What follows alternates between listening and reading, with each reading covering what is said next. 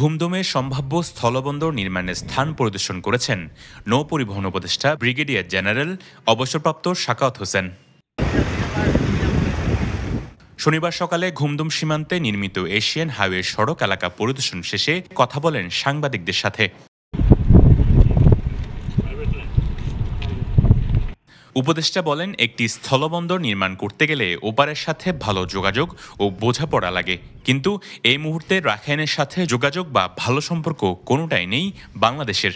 তবে এ সংকট সবসময় থাকবে না, কোনো না কোনো সময় ওপারের পরিস্থিতি ভালো হবে।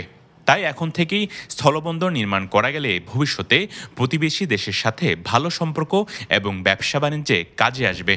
তিনি বলেন, রাখাইনের সাথে বাংলাদেশ ছাড়া আর কোনো আন্তর্জাতিক সীমান্ত নেই, ফলে এই স্থলবন্দরটি আমাদের চেয়ে বেশি প্রয়োজনীয় হবে রাখাইনের জন্য। যেভাবে হোক আমি মনে করি আমাদের সাথে তাদের রিলেশন ভালো হওয়া উচিত এবং ব্যবসা বাণিজ্য আমার মনে হয় চালু করা। এটা স্থলবন্দর করতে অনেক বিষয় লাগে, আমাদেরকে ওপারের সাথে একটা আন্ডারস্ট্যান্ডিং লাগে, যোগাযোগ লাগে। সেই যোগাযোগ কিন্তু এখন বিচ্ছিন্ন হয়ে আছে, কিন্তু আমি দেখে গেলাম যে এখানে সম্ভব একটা স্থলবন্দর হওয়া। কারণ আজকে না হোক, কালকে না হোক, পরশু না হোক আমাদের সাথে রিলেশন ভালো হবে। প্রতিবেশী বলতে এই আরেকটি দেশ, এবং এদের সাথে আমাদের স্থল কানেকশন খুবই অল্প, ছোট।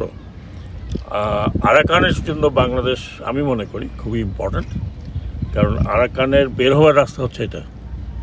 বর্তমানে মিয়ানমারের সাথে বাংলাদেশের সীমান্ত বাণিজ্যে আরাকান আর্মির হস্তক্ষেপের বিষয়টি ন্যাচারাল দাবি করে সাখাওয়াত হোসেন বলেন, যেহেতু এলাকাটি তাদের দখলে রয়েছে, তারাও জানতে চায় মিয়ানমার থেকে কি আসছে বা বাংলাদেশ থেকে মিয়ানমারে কি যাচ্ছে। এটা খুব স্বাভাবিক ব্যাপার। রাখাইন স্টেট এখন আর মিয়ানমার সরকারের দখলে নেই, অন্তত নর্দার্ন রাখাইন। তো কাজেই সেখানে তো একটু সমস্যা হবেই, কী জিনিস বাংলাদেশে যাচ্ছে বা বাংলাদেশ থেকে কি রাখাইন স্টেটে বা মিয়ানমারে যাচ্ছে। তো একটু তো ন্যাচারাল। এই মুহূর্তে আমাদের পরিকল্পনা থাকা উচিত যে ব্যবসা বাণিজ্য করতে হলে আমাদেরকে ল্যান্ড রুটটা আমার কাছে মনে হয় মোর প্রেফারেবল, তাড়াতাড়ি হয়, কুইক। এশিয়ান হাইওয়ে পরিদর্শন শেষে উপদেষ্টা পরিদর্শনে যান টেকনাফ স্থলবন্দরে।